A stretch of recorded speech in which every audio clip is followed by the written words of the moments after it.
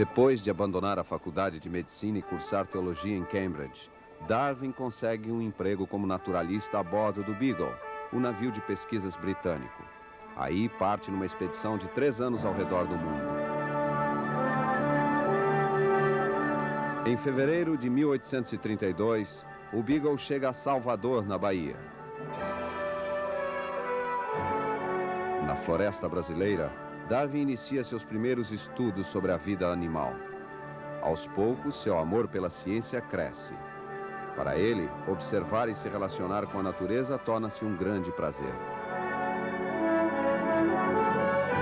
A expedição parte para o Rio de Janeiro e, numa fazenda do interior, Darwin conhece a escravidão. Ele se revolta contra a mentalidade colonialista dos homens brancos. As posições conflitantes entre a visão europeia e o comportamento nativo levam Darwin e Fitzroy a um desentendimento. Darwin põe em dúvida suas convicções religiosas e sua vocação naturalista sobrepõe-se ao seu compromisso com o sacerdócio. De volta ao navio Beagle, a febre mata 3 homens e abala o moral da tripulação.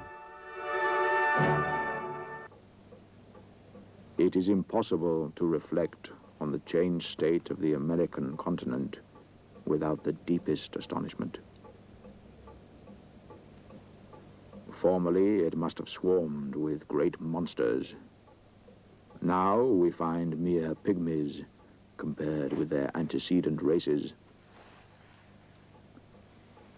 What then has exterminated so many species? I could not bring myself to believe a great flood or any other biblical event was the true cause.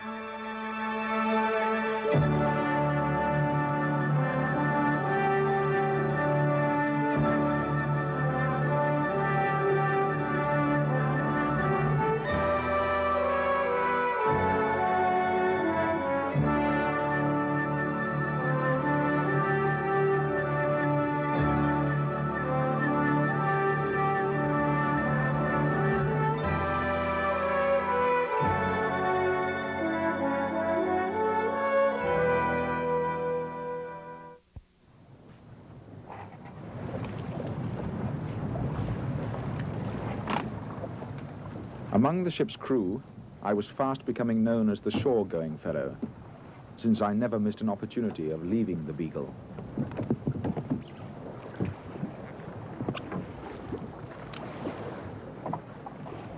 Goodbye, Darwin. Good hunting. Cast off.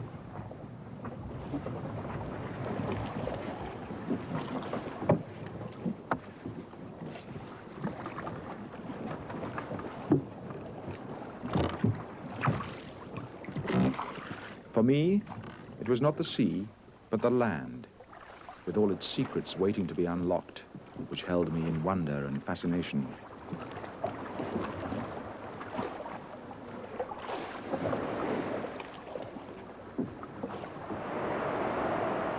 We made our landfall on the coast of Argentina, some 300 miles south of the Rio Plata. It was a treacherous coastline with many mudbanks, tenanted solely by large colonies of sea lions.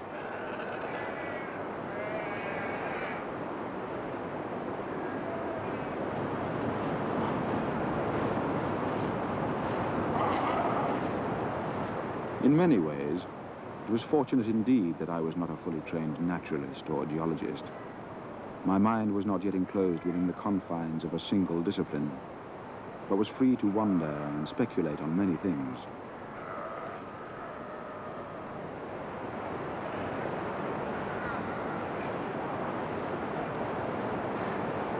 Our sudden appearance quite startled the sea lions, rousing them from their slumbers.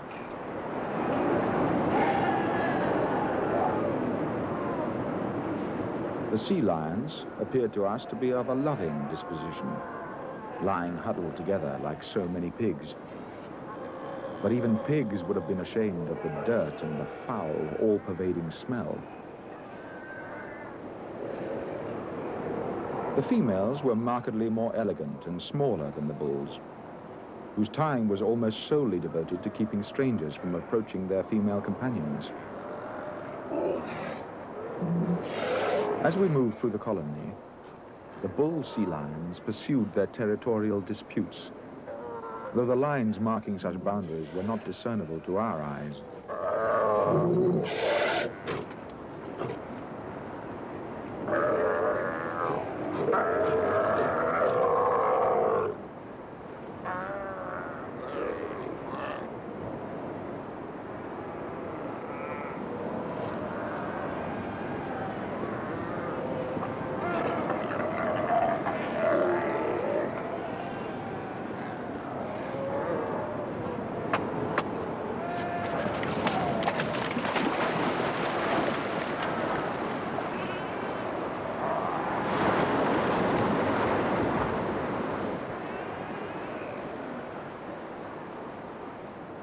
It was a remarkable feeling that before us lay over 1,000 miles of uninhabited coastline.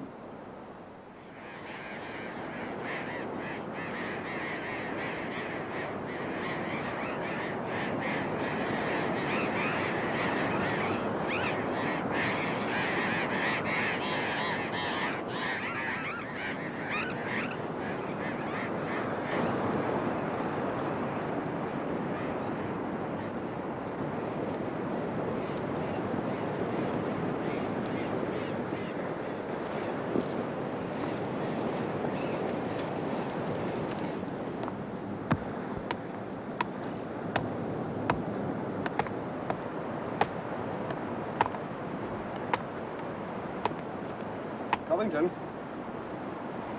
A single sharp blow is all that's required. Watch again. See?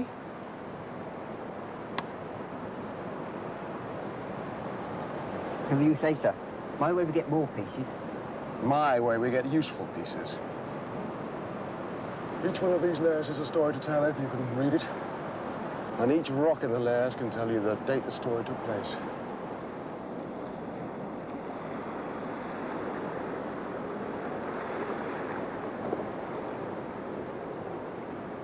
Covington was an odd sort of person, but perhaps from his very oddity, he was well adapted to my purposes.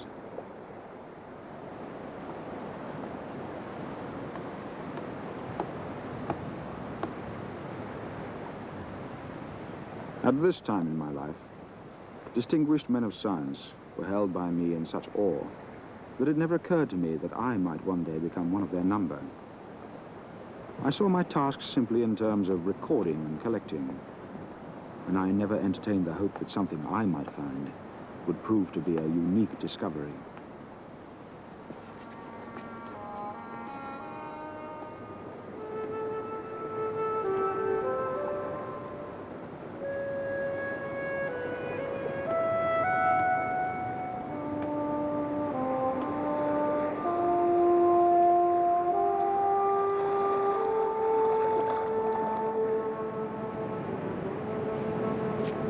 Covington!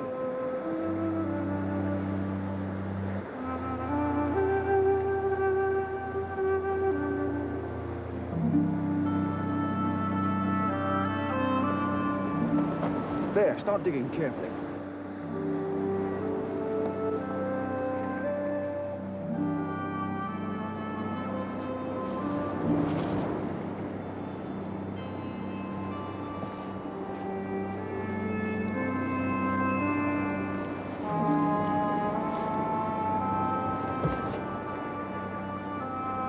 I do not believe I can adequately describe the excitement of unearthing the fossilized remains of creatures long extinct.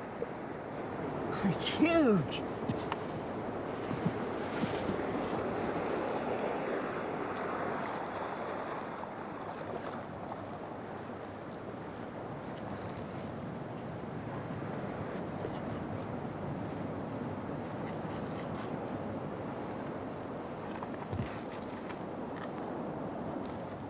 We found parts of 3 heads and other bones of the megatherium, of huge dimensions. A great toxodon, one of the strangest animals ever discovered, and a giant armadillo-like creature.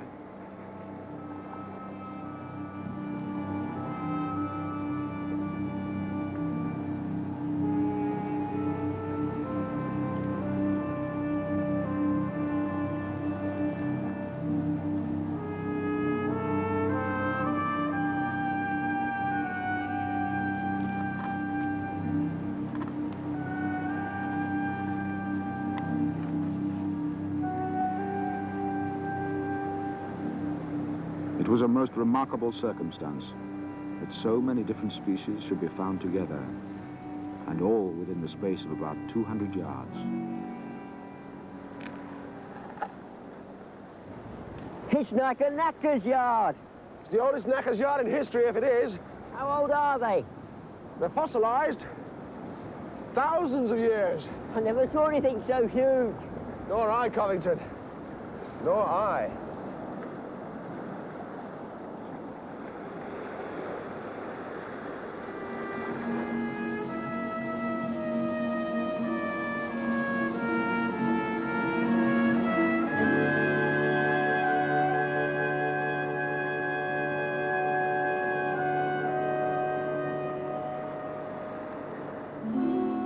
It proved how numerous the ancient inhabitants of this country must have been. But as to why they had all vanished, to be replaced by much smaller creatures, I could only guess.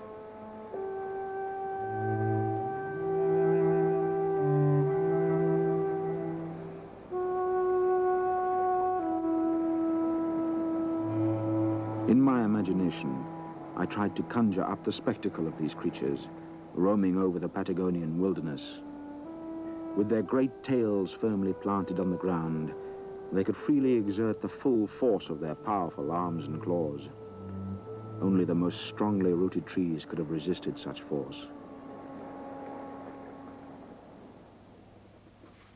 Well, that's astonishing. Quite astonishing. But this is what makes it even more interesting. Compare the two. Yeah.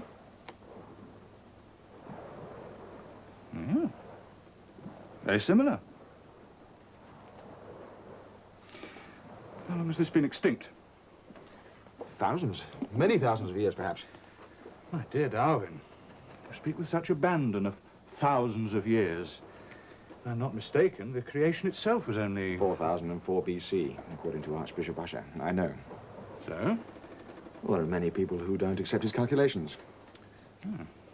You're one of them? Must be room for doubt. And what do you suppose became of these creatures? I think they just died out. Why should God destroy a creature he once thought proper to create? There must be a reason. Perhaps the climate changed, or the vegetation they depended on disappeared. I'll give you a reason. They failed to survive the flood. Possibly. There's an answer for everything in the Bible if you know where to look for it. It's you who are the future clergyman, remember? I doubt if I'll make a good one.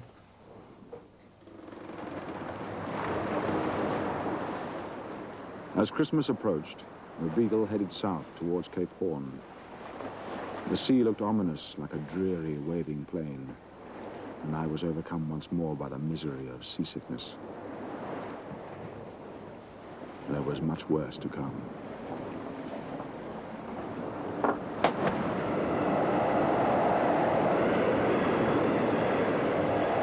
Once in a man's life, he should behold a storm at sea, with its rising arch and coming fury.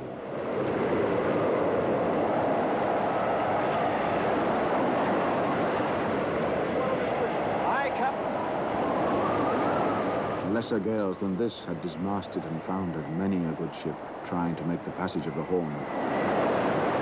Topsail. Aye, sir.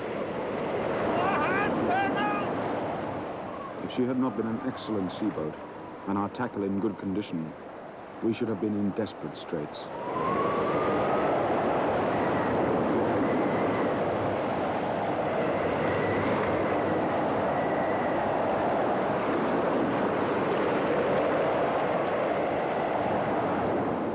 The worst part of the business was not exactly knowing our position. The horizon was narrowly limited by sheets of spray borne on the wind. Shall I have the ports open, Captain? While these waves break over us, the weight of the water on deck could capsize her. You have to be on a beam end for that to be necessary.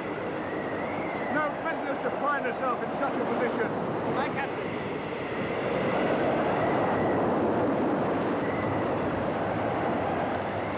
Mr. Bay!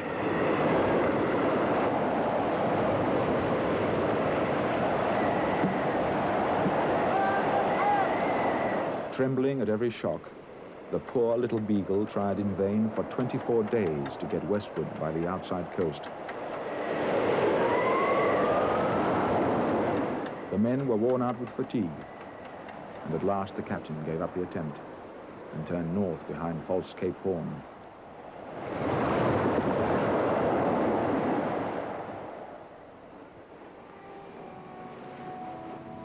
As the wind began to moderate, we crossed Nassau Bay in search of a convenient anchorage near the Beagle Channel.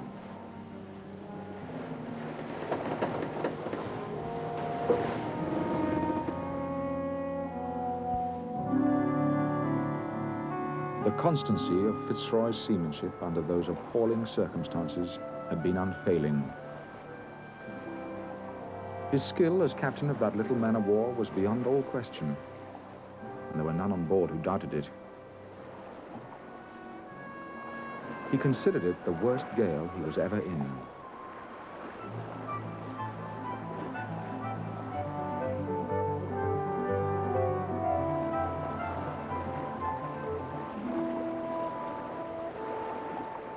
We had on board the 3 Indians whom Fitzroy had seized as hostages on his previous voyage. In England, he had given them a Christian education at his own expense. He had called them Jemmy Button, York Minster, and Voyager Basket. It was now his most earnest intention to return them to their own people, and so plant the beginnings of a Christian settlement in this forbidding region of the world. A young missionary called Matthews was to go ashore with them. It's important you know precisely where you are at all times. Once ashore, you'll only have your memory to guide you, perhaps for many months. Now, I plan to land Jemmy with the Takina tribe here at Woollaya. Then York Minster and Voyager here at March Harbour. I suggest you land with Jemmy. Whatever you think, Captain. Then I shall be heading north to survey the western arm of the Beagle Channel. It was given the ship's name on the first voyage. Did you know that? Yes, Captain. It's not too late to change your mind, you know. This is a private venture. The Navy's not concerned. I can't go back on it now, sir. Captain. This is one of the wildest places on Earth, Matthews. There are other places to be a missionary. The Lord may have called you, but I have brought you here. I have to consider the responsibility. I'll go on with it, Captain. Good. Our Fuegians have been away from their homeland for 4 years. Your presence ashore will undoubtedly give my little experiment a much better chance of success. A glass of Madeira, Matthews. It may be some time before you see another.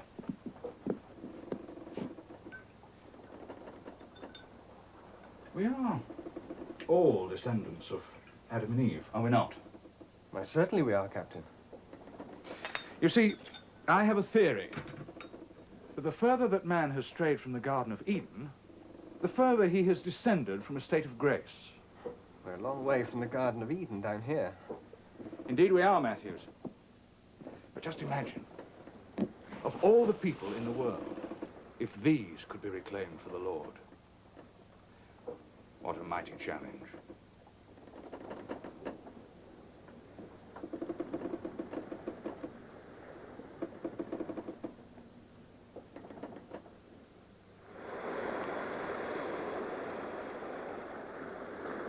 At last, the Beagle found a safe anchorage, and the crew prepared to celebrate Christmas, surrounded by watching eyes. They've red and white stripes all over their faces. You want to look, Jimmy? I see well without glass. Any of your tribe there? No, they monkeys, not men. That's what you looked like when the captain and I first found you, Jimmy. There's more smoke up the mountain. Signal fires announcing our arrival, I expect.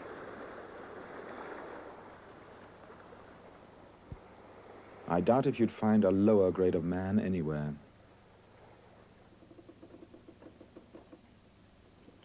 You've caught a likeness there, Earl. How does little voyage basket compare with the Maori women of New Zealand? Vastly less handsome, I fear, but I find her quite fetching.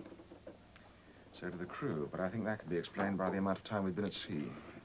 Problem for the artist is always the same. The damn missionaries insist on natives hiding their natural forms behind hideous European clothing.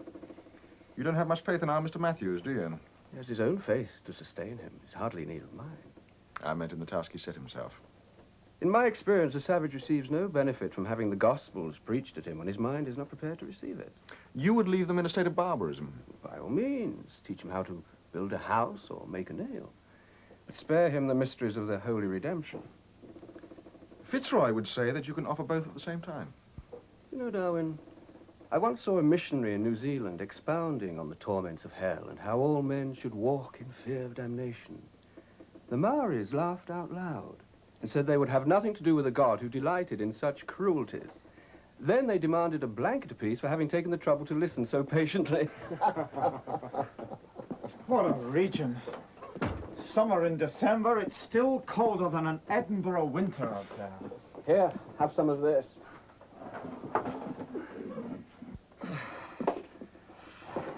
Those savages are still out there on the cliffs. I could see a dozen fires right along the bay. The clans are rising. Where's the captain? Not celebrating?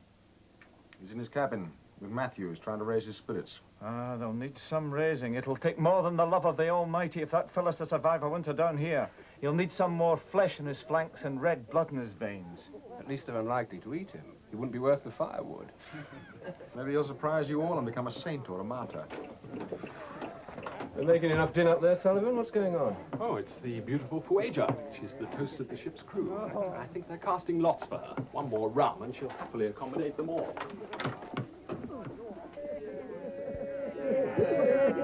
Go on, give her one, Grass. Go on. Go on, give her one. She's ready and willing. Give her one. Go on, give her one. She's right and ready.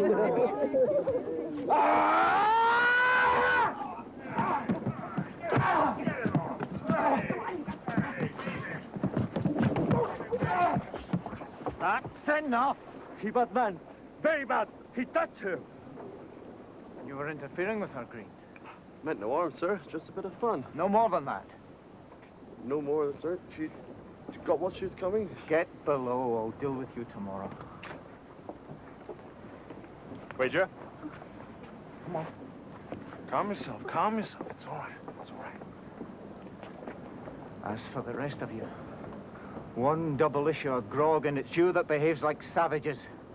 This is supposed to be a Christian festival, not an occasion for a drunken brawl. Now you get below, or I'll have you swabbing the decks all night.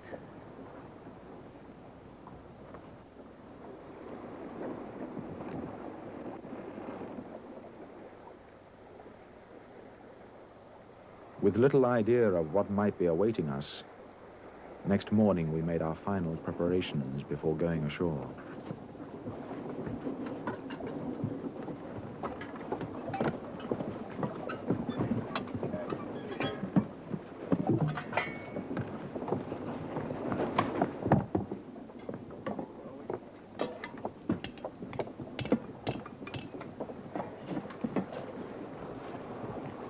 Why did York decide that he and Fraser would land here with Jemmy? I don't know. He may be afraid to be on his own, or he may be up to something. They're not even his people. No. Still, it makes it easy for us. Matthews can keep his eye on all three of them. Who ever heard of wine glasses and fine white linen as being suitable for these latitudes? I agree with you. I call it culpable folly and stupidity. That is the Church Missionary Society's idea of civilized living. But never fear, I've provided Matthews with all the essentials he'll need. Including a gun? Including a gun. He doesn't seem much like a hero, does he? But I believe he'll find hidden strengths of character. With God's help. We're almost ready, Captain. Very well, Mr. Matthews. Well, Mr. Darwin. Walaya Cove. I'm full of expectation. Mr. Wickham. Captain? As soon as we run ashore, secure the boats, and then mark a boundary line for our encampment. Aye, aye, Captain. And place sentries. No native within our perimeter. We may have to enforce it. I want no shooting if it can be avoided.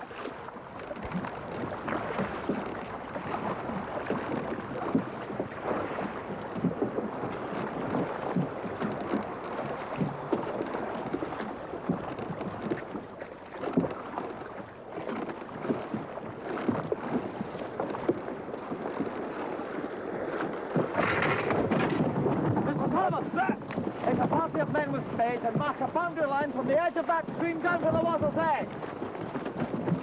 You men unload the boats over there.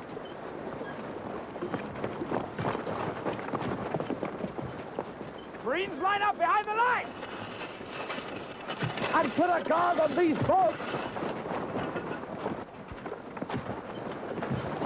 Keep the two agents together, Matthews.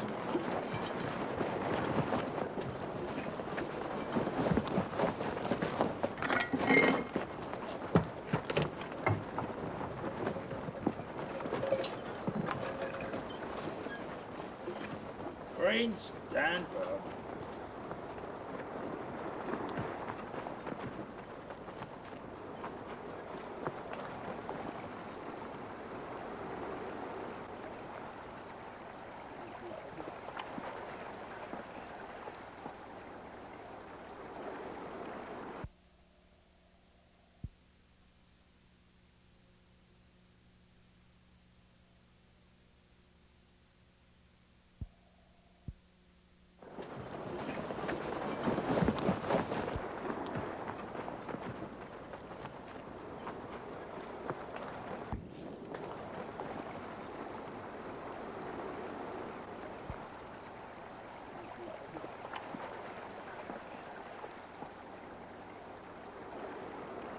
Mr. Wickham.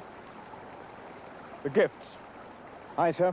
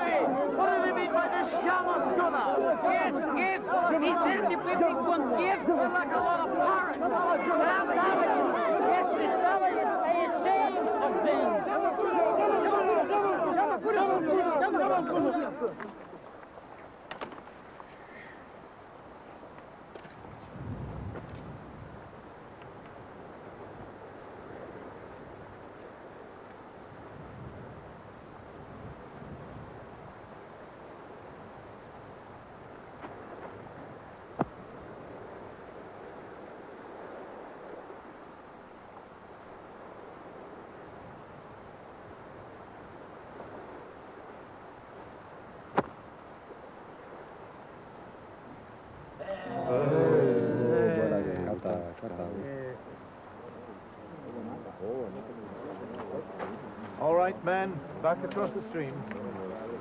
Well done, philosopher. Well, one of them now. You'll have to paint your face. Next, of course, we must find your wife. Oh, must we?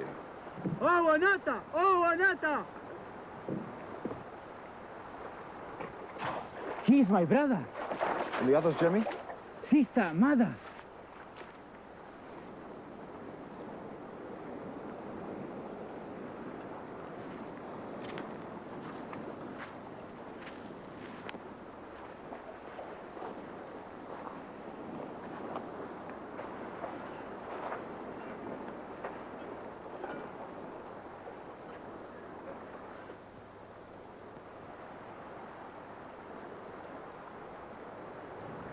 It's just about as interesting as seeing two horses meeting in a field. Even the horses would show more animation. Coata pukuya. Speak to him, Jemmy. What with you, my brother? Not in English. In your own tongue, man. Mi padre. ¿Dónde? Yo. Sueño. Why Spanish, Jemmy? What's wrong? Have you forgotten your own language?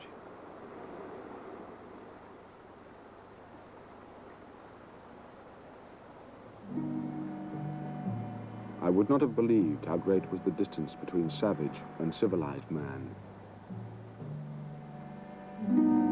It seemed greater than between a wild and domesticated animal, because in man there is a much greater power of improvement.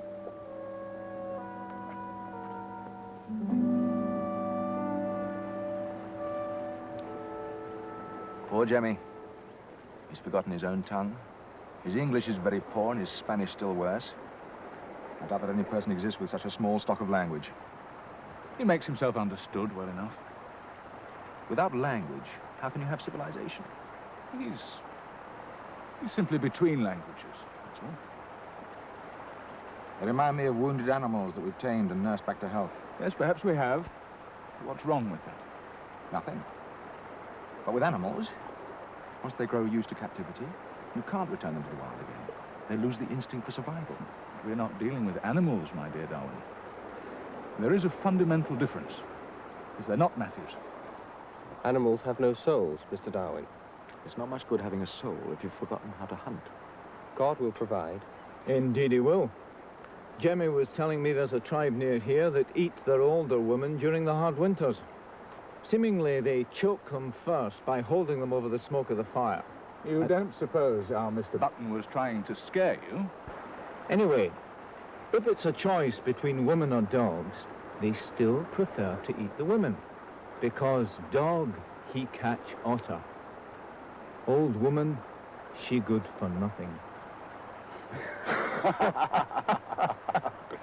A wild and exaggerated tale, Mr. Wickham, and even if it were true, it would be all the more reason for our presence here. You think they look like cannibals, Matthews? No, Captain. I would say they're no worse than I expected. Quite friendly, some of them.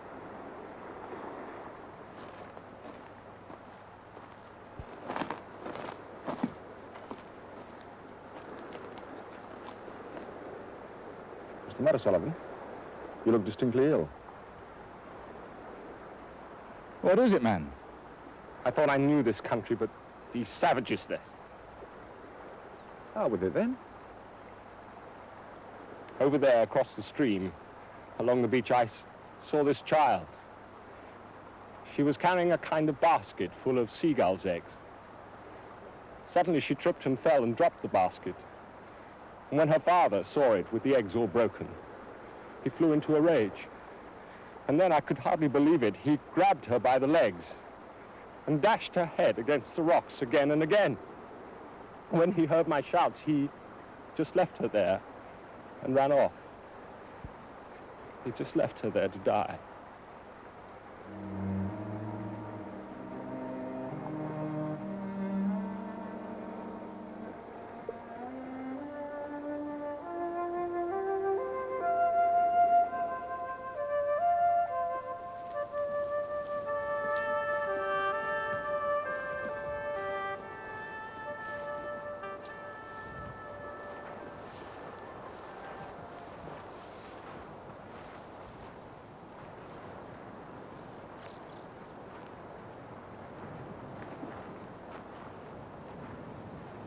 There was a degree of mysterious grandeur in mountain behind mountain, with the deep intervening valleys all covered in one thick, dusky mass of forest.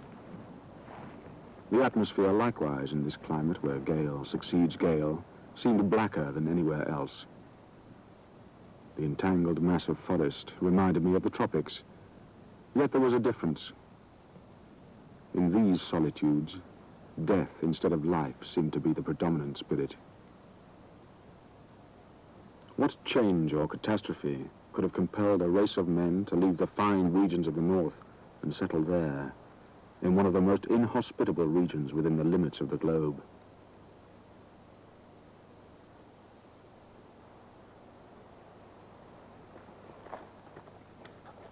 Cart's ready, Captain. At last, here comes the wanderer. Come on, man, we have to catch the tide. Another 10 minutes, he would have been keeping Matthews company. You're staying? I'm staying, Mr. Darwin. I shall return in about a week. That won't be necessary, Captain. With God's help, we shall build a Christian community here. Faith in the power of your pistol too, Matthews.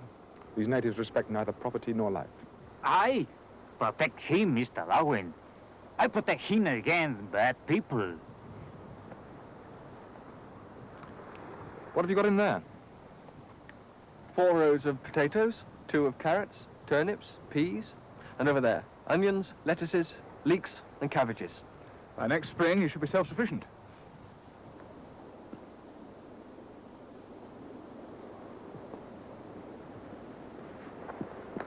I have a letter here. Will you deliver it for me back in England, Mr. Darwin, if I don't return? It's for my father. I will, Matthews, but you'll return, never fear. Stay together for the first few days, or until you can gauge the temper of the natives. The tide, Captain. Those devils took 3 more spades and a hammer in the night. God be with you, Matthews. And you, Captain. Matthews.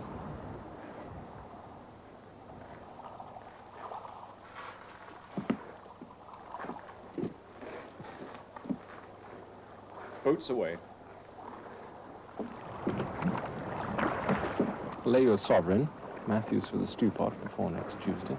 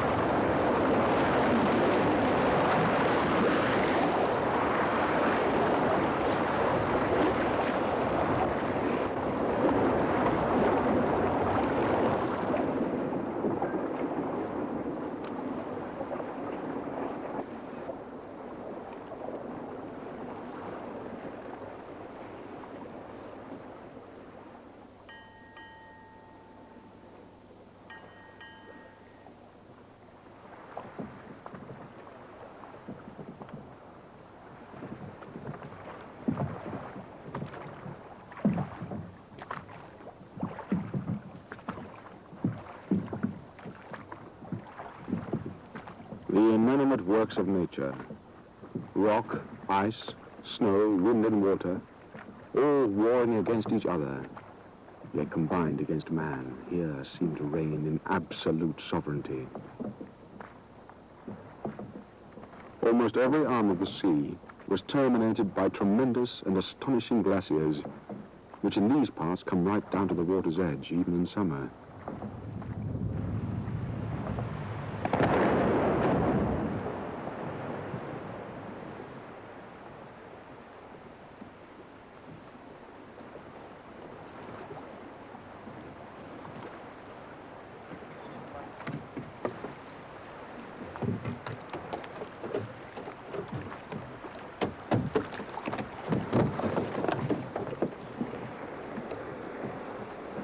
If you want to try climbing up that philosopher, you do it on your own. We're just simple sailors.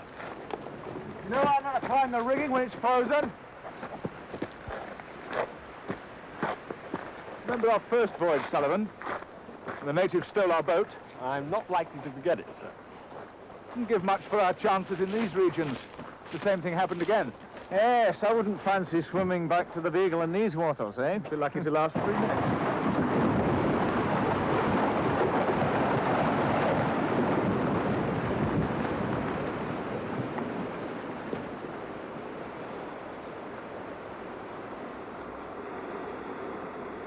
These vast piles of solid ice, which never melt and which seem destined to last as long as the world holds together, presented a noble spectacle. They were like great frozen Niagaras, cataracts of blue ice, and just as beautiful as moving ones of water. I thought, how tremendous the effect would be of a severe earthquake on a body like a glacier. I could readily believe that the water would be beaten back out of the deepest channel, and returning with an overwhelming force, would whirl about huge masses of rock like so much chaff.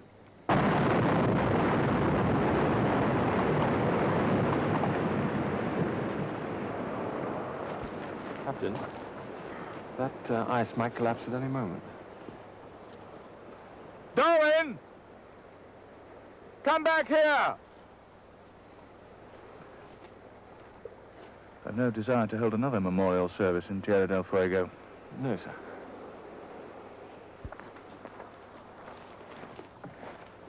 Well, what were you doing over there, philosopher? Claiming the territory in the name of the crown? It looked more likely to claim you. You've just given me an idea, Mr. Wickham. Whichever of those peaks proves the highest, I shall call it Mount Darwin. Thank you, Fitzroy.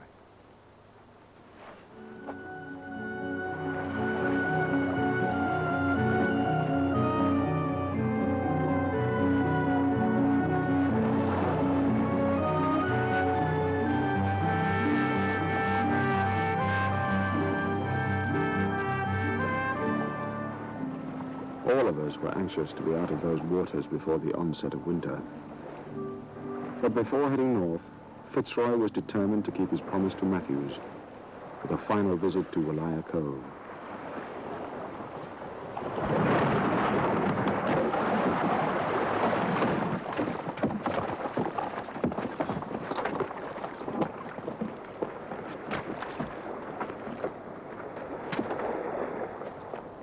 Matthews? Matthews?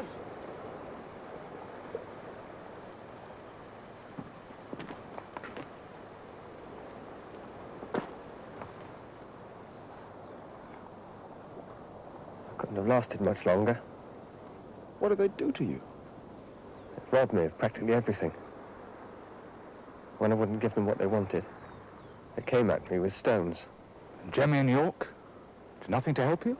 They were no good against the rest.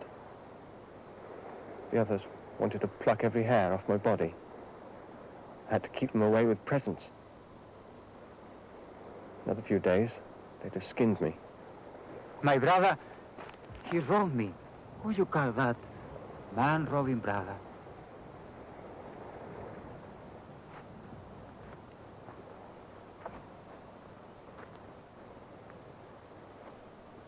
Mr. Sullivan? Sir? Get Mr. Matthews and his belongings into the boat. Aye, Captain.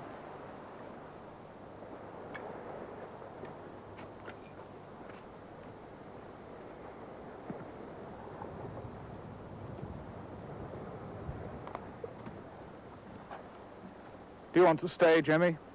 Oh, yes, Captain. This is my country. I teach them.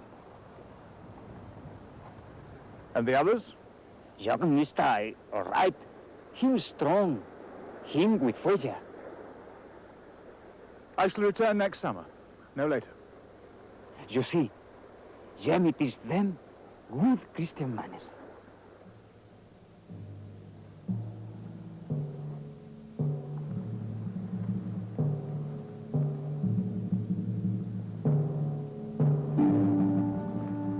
It was a melancholy experience leaving our Fuegians amongst their barbarous countrymen. There was only one comfort. They appeared to have no personal fears. But I was convinced that whatever other benefits their excursion to England might have produced, it would not bring them happiness.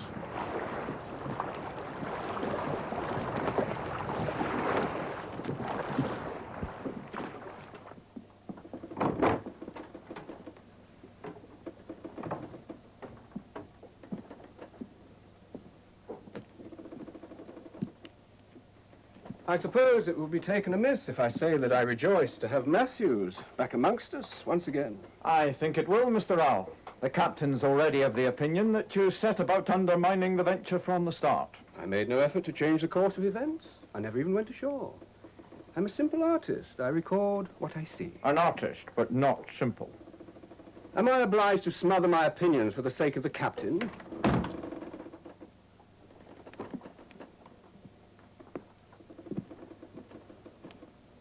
I consider missionary zeal in any form to be one of the plagues of our civilization. To see man in tune with nature is a beautiful and noble sight. Noble? Those wretches fighting over scraps of cloth. You would rather see the Beagle in full sail. Indeed I would. But that too, Mr. Wickham, is a true union of man and nature. I'll tell you this, Mr. Rowell. Argument never leads to harmony aboard a small ship. Ah, there we can agree.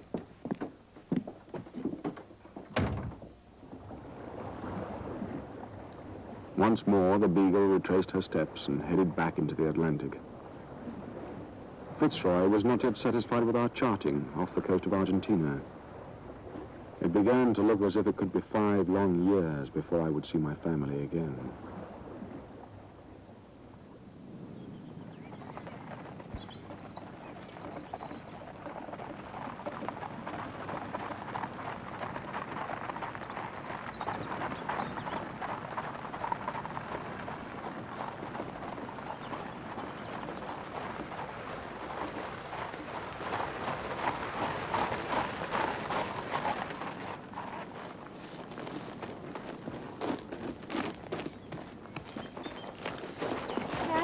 Dearest. Uncle Robert. My dear Emma. How was your journey? Well, you know my feelings about journeys of any kind, even to see you. I don't know who protested the more, myself or the horse. Father is waiting for you in the drawing room, Uncle. Oh, what news of Charles? We get regular demands for more money, usually some 5 months after they've been written. But I take the view that his circumstances are badly improved a little in that time. All else matters are so desperate that any financial assistance offered now would arrive too late. The proper course of action is to do nothing. Oh, I cannot believe you. It is very nearly the truth. I'm going to take Catherine for a walk in the garden. We'll see you later. A proper thing to do in such a day.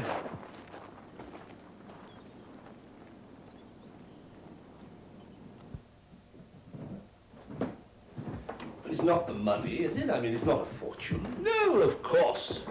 Money's not important. It's a trifling thing. What worries me is that there's nothing of substance there. Is there any real point in a schoolboy adventure which lasts 2 or 3 years? His last letter. He asked for a box of Promethean matches with which to impress the natives of Tierra del Fuego. Highly scientific.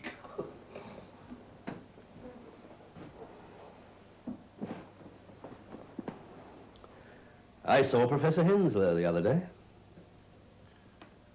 Ah, he takes a very different view of Charles's activities.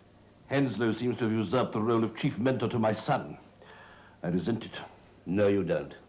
You know perfectly well that advice from outside the family can be highly valuable. Oh. But very well. What did Henslow have to say? Well, apparently some of these specimens that Charles has been sending back to Cambridge are quite unique. Fossilized skeletons and the like. Oh, bones. Charles seems to have found evidence of an extinct species of South American horse, and a camel-like creature with clearly defined claws. Whatever next? Dragons and unicorns, no doubt. The scientific world is greatly impressed, Robert, and you are pretending not to be. Remember, a prophet is never received in his own country.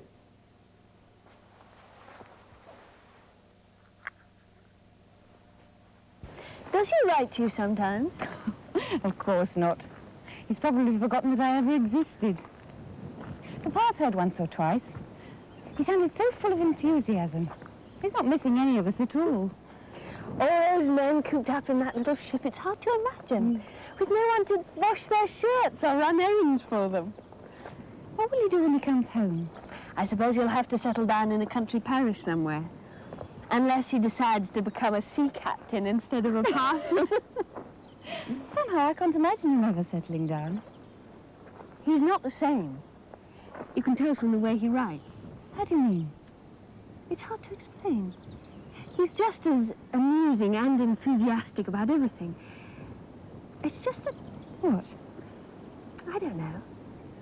He's more forthright, more certain about things.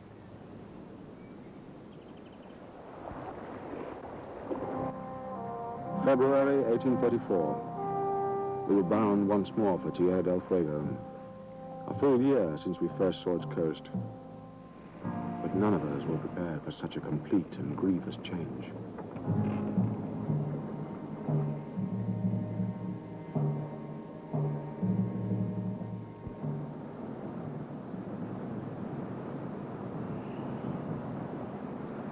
Not a single sign of humanity.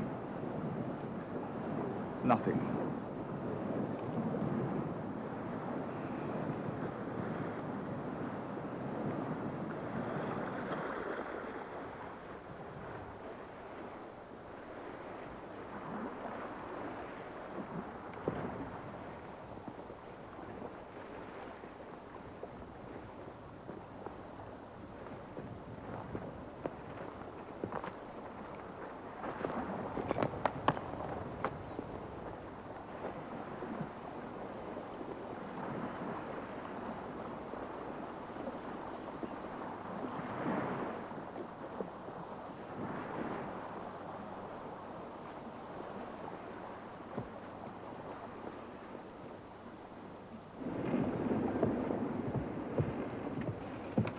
Prepare to make sail, Mr. Wickham. Aye, sir. Mr. Bosun, prepare to make sail. Aye, sir.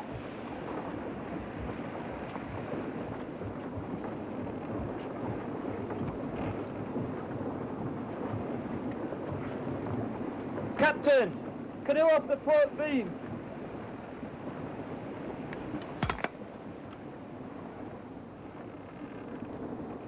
York or Jemmy, sir? No. Give him some presents, Mr. Sullivan, and let's be on the way. Aye, Captain.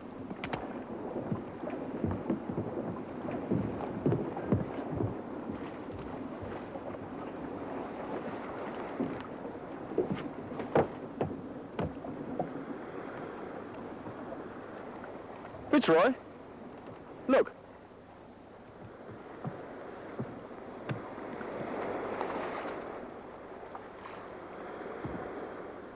Good God. It's Jemmy. Hey, Jemmy boy. Hey, go, what are you getting all this here? What you done with your best boots, Jemmy? Jemmy.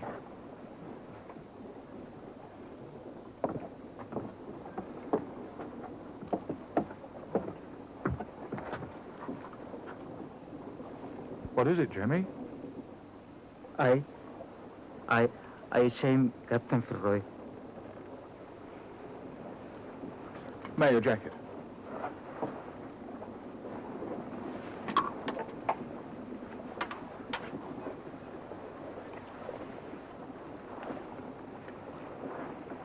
There.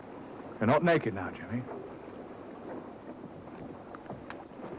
And York Minster and Voyage basket, where are they, Jimmy? York, he wicked man.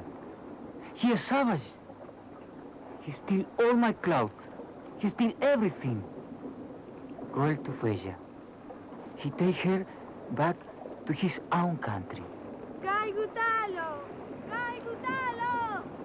She don't like me stay here. She want me go back to Kano. You married, Jimmy? She my wife. She frightened. I stay with you. I brought present. For you, Captain. Other skins. Thank you, Jemmy. Very fine. Mr. Darwin, arrows. Arrows for you. I made them for you. Thank you, Jemmy.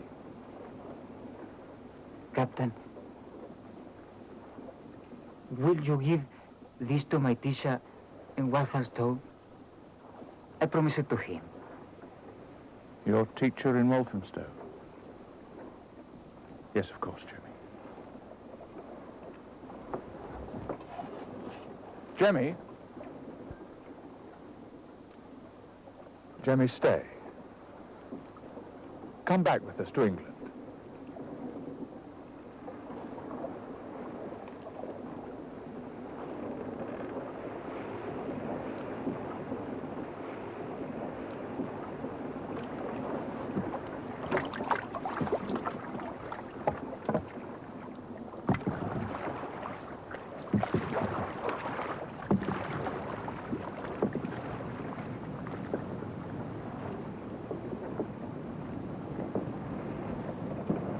Prepare to set topsails!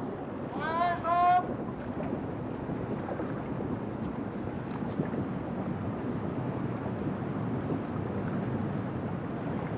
I do not regard it as a total failure.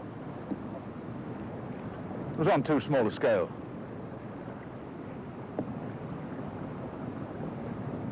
One day, perhaps a shipwrecked seaman may find himself receiving help and kindness from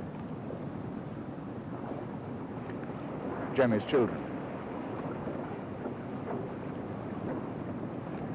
The seed may have been sown.